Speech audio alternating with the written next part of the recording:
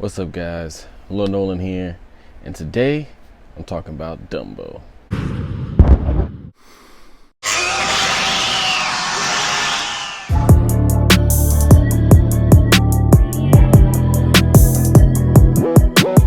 So, honestly, this Dumbo movie wasn't that bad.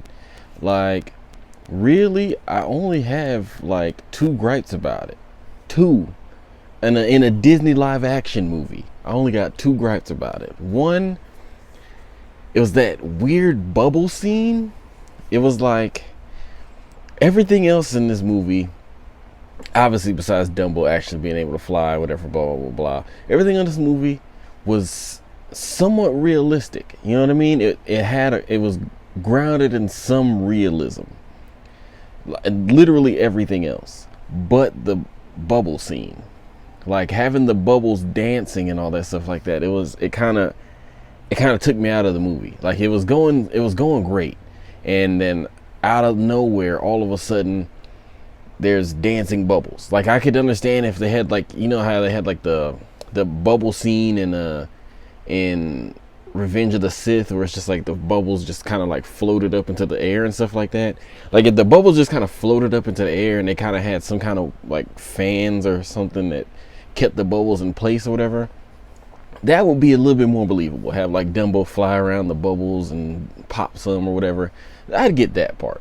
But then the bubbles turned into elephants and started dancing, and one elephant was split in half and sucking up the other elephants and spitting out other elephants. It kind of threw me out of the experience. After that, it never got me back in the same way as it had before. Like before that scene, it was grounded, and then after that scene, it always was kind of like, you know. Yeah, okay. Like I had to try and get back into it, which, I mean, really, it wasn't bad at the end either. After the bubble scene, it wasn't bad after that either. It just kind of felt like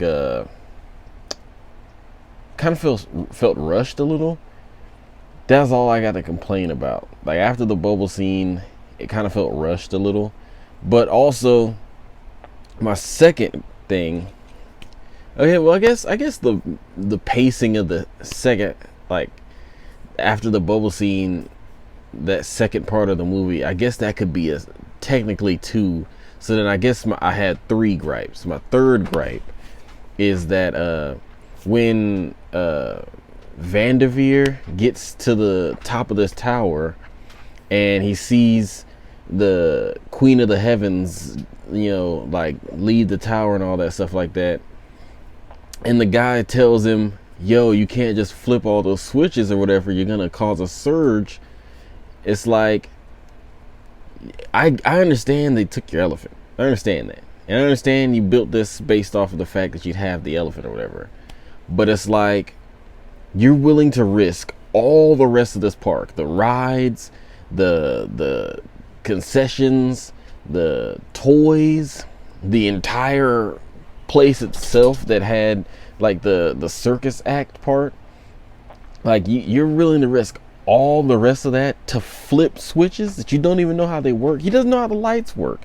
You hired people for this exact job, and until you messed it up, they were up there with you. Why didn't you just tell them, like, hey, look, forget the elephant. They've taken off with the elephant. Forget the elephant. Fix the lights, get the park back running, and we can salvage something, and we'll find something to put into the end. We'll find something to put in the last act. They saw the elephant fly around a bunch and he flew out the tent. We could somehow make that the ending, or make that like the finale. They saw him fly throughout the park and stuff. Everyone saw this elephant fly, so it's not like it didn't happen. You still have the rest of the park. And you have the money from the admissions, you got money from the toys, you got money from all the different attractions, you got money from the rides. Just try and muscle through until you find a new attraction. You don't have to lose your whole park for this. But, that's part of the rushing part that I'm talking about. Like they needed the bad guy to have like some like he had like a meltdown or whatever, which in all honesty, like for some people that aren't too well adjusted, which is obviously Vanderveer ain't, maybe that could be a reaction. But I feel somebody a little bit, maybe, I don't know, he just seems smarter than that. He seems smarter than somebody who would do all that. But you know, whatever, maybe he is like the villain that unravels because they've been in control all this time, and then something goes not their way and they lose their mind or whatever. But I don't know, that felt rushed. Like the ending, like it felt rushed. I will say I'm glad there was no racist birds in this one though. And the fact that none of the animals talk actually added to some of the weight and the emotion in it. That's why I was invested before the whole bubble thing and they started rushing near the end.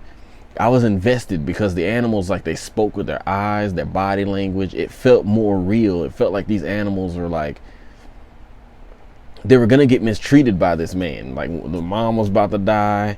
They sold the mom and the baby was crying. Like you hear like the trumpeting sounds from the elephants. Like Dumbo cried and stuff when he was sitting there when they were trying to feed him the peanuts or whatever. And it was like he like having Dumbo speak through his eyes and his trumpeting sounds and his movements had far more weight than if he actually could talk. Like the talking animals didn't need it, which is why I'm glad they took it out. It added more gravity to all of the things that happened. And the kids and the dad thing, it was at first I didn't get some of the dynamic a little bit, but then like, realizing like this is a vet coming home, missing a limb, wife died while he was gone, and now he's got 2 kids. The job that he had sold his property. He's in a lesser living situation. That's a lot to adjust to when you get back. That is a lot to adjust to. So I can understand how somebody in the dad's position could end up doing some of the stuff he did. He's a desperate man. He's trying, like Holt is really trying to take care of his kids, but he feels like he's lost the thing that, one, he loved his wife. 2, was making sure that his kids were okay. 3 was, the glue holding them all together, that knew what to say, how to say it, could fight the battles for them. And he was just there to be the breadwinner. He was there to be the performer. And then now he had to take on the role of not only the performer, but the parent that takes care of the kids, the parent that knows how to speak to the kids, and not necessarily in a perfection type way, just in a way that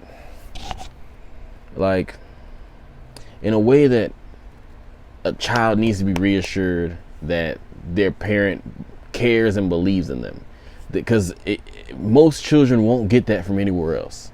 A lot of children are lucky and they get it from their community, they get it from their extended family, they get it from wherever. But if there is a parent in their life and that parent doesn't treat them like they believe in them, or is distant, or is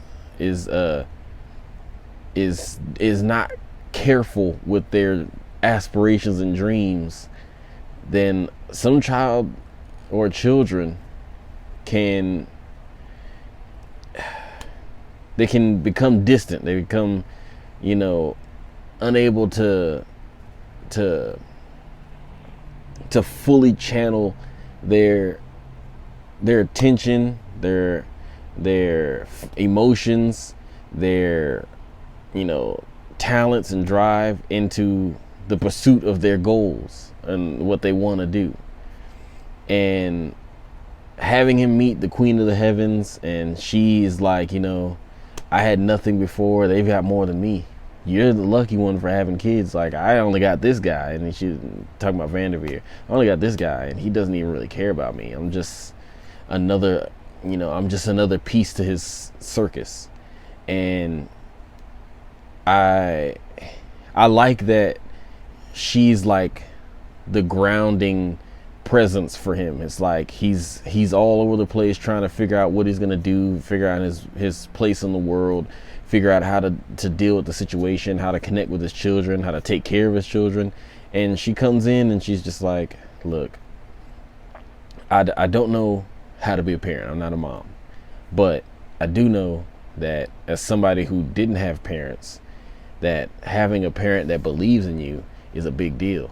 And I wouldn't have cared that they were perfect. I just wanted them to believe in me and be there. And she brought him back to, that desperation ledge. She brought him back from that. And like, I like that about this movie.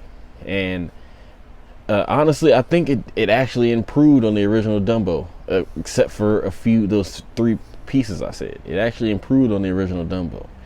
And the circus act dynamic and how they came together and all that, I liked it. I really did. And I honestly, I came into this movie expecting to hate it, and I can't say I do.